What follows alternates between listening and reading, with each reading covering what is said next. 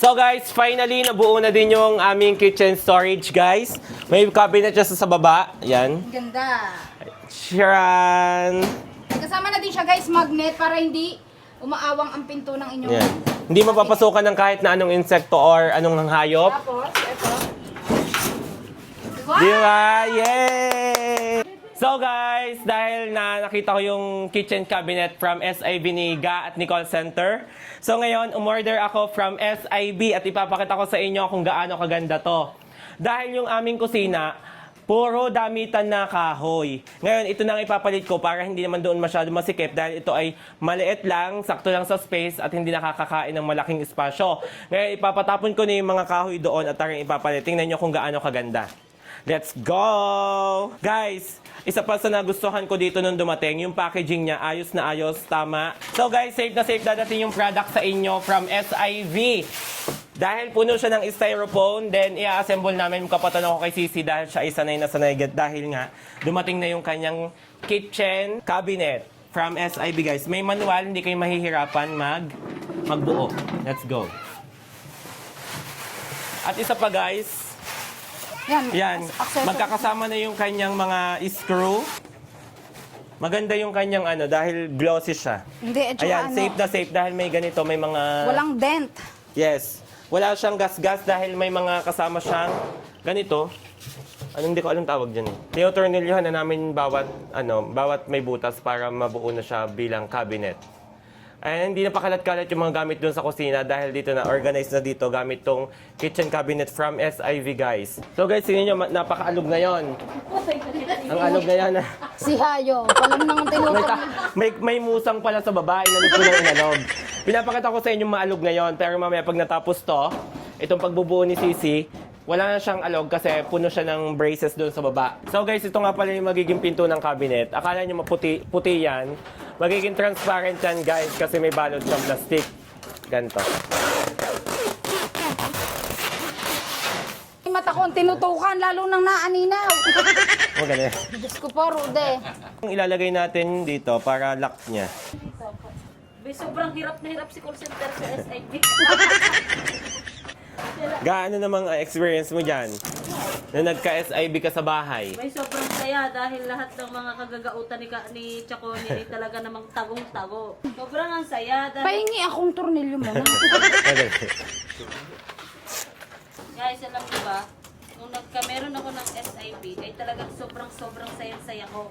Dahil Chacone, lahat ng mga kagagautan ay nakatago. Hindi yung kalat-kalat. Oo. Alam niyo ba, padalwa ko na tong SIB. Oo. Patatlo na, may isa pa. Yes, guys.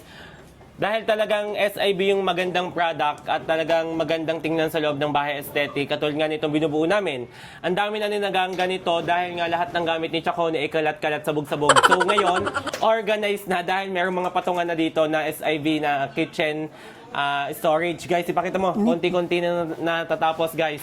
So guys, konti-unti nang natatapos. Ayan, meron siyang cabinet sa baba. May dalawang cabinet siya sa baba, may pinto din yan. Tapos may mga patungan dito, patungan din dito, tapos may lalagyan din yan dyan. Ito yung mga pinto guys, transparent yung pinto kaya aesthetic siyang tingnan sa kusina at sa paglalagyan.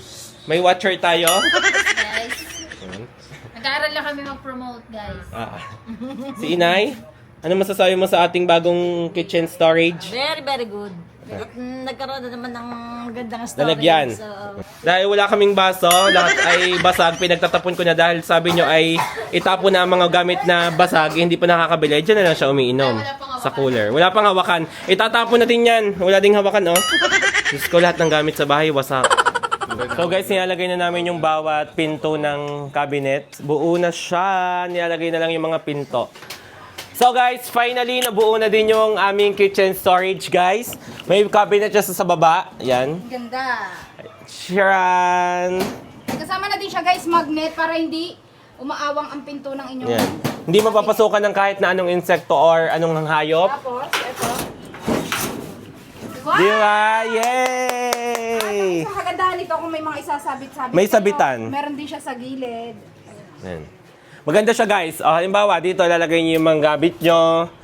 gamit. Tapos dito ipapatoy nyo kung ano-ano.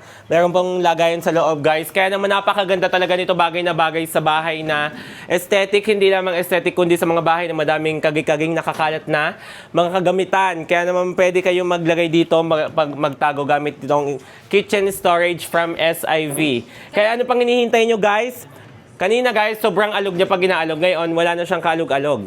Kasi yari na. And ano pang hinihintay nyo, ilalagay ko yung yellow basket, yung link ng in-orderin ko nito para hindi fake yung ma-order nyo. Kasi yung iba, kapag sa ibang shop kayo umorder, kulang-kulang yung mga ipinapadalang parts. Ngayon, ilalagay ko yung link nito sa yellow basket ko dyan sa baba para legit yung ma-orderan nyo, hindi peke, sakto.